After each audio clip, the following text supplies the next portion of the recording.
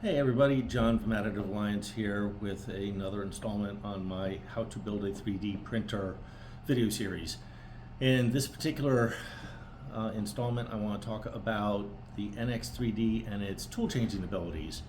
The tools have memories built into them, so the system automatically detects what tool is installed on it and will automatically adjust its configurations, allowable materials and such to that tool. So let me show you how tool changing is done. It's actually super easy, and then you'll get an idea of how it works. So our unit, software, we're on our tool screen.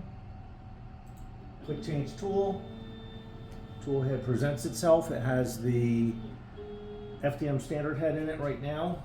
So you see it's right there. We will have to take out the filament. Simple. There's a clip over here that holds the filament when it's not in use. Then there's a latch that we pop off the head. And there we go. It's held on magnetically. There's a magnet right here, plate here. There's precision alignment pins that line it up the same way every time.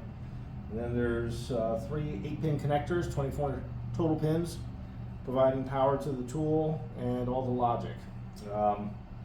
It's a whole range of power. 48 volts, 24 volts,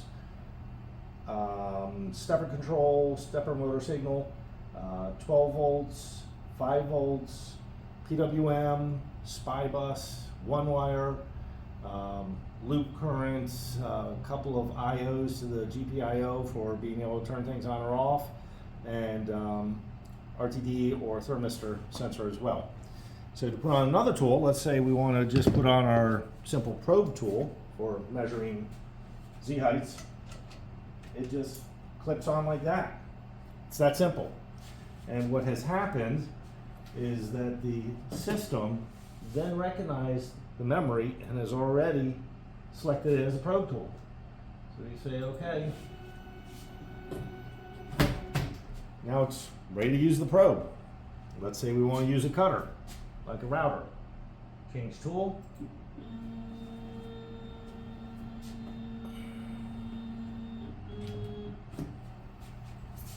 Unsnap the probe, like such.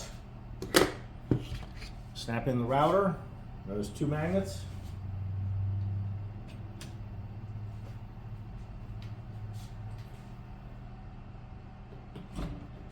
The software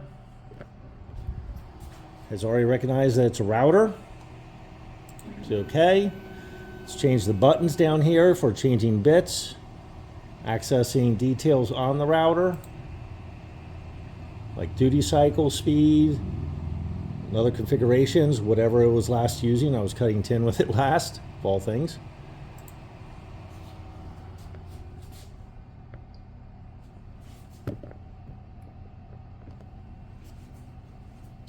Let's change that out.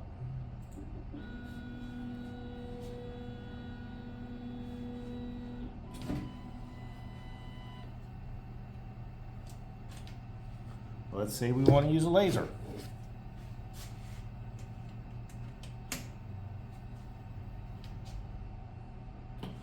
Snap in the laser.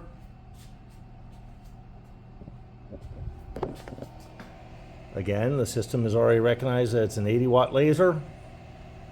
Say OK. Button configuration down here is for lasers. That's last using this on wood. That's our setting parameters.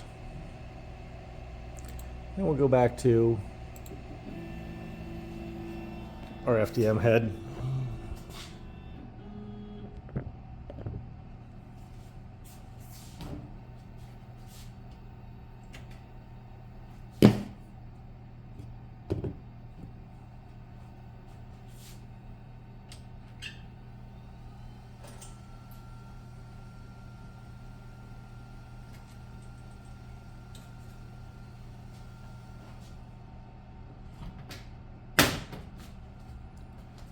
Should have recognized that we plugged in the FDM head.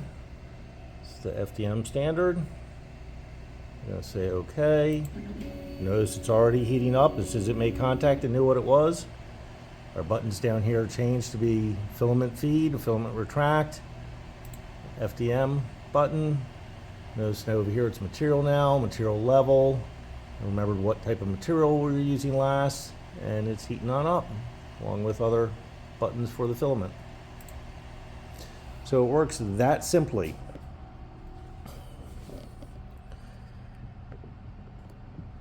It can even handle tools of your own design. The files and the system use XML-based files to describe all the parameters of a tool or of a material. And it's very easy to generate new ones.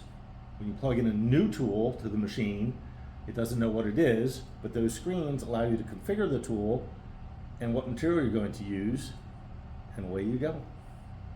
So if you have questions about how to change tools or use tools or make a machine that can use multiple tools, hit me up, ask me questions. I'd love to have a dialogue. Cheers.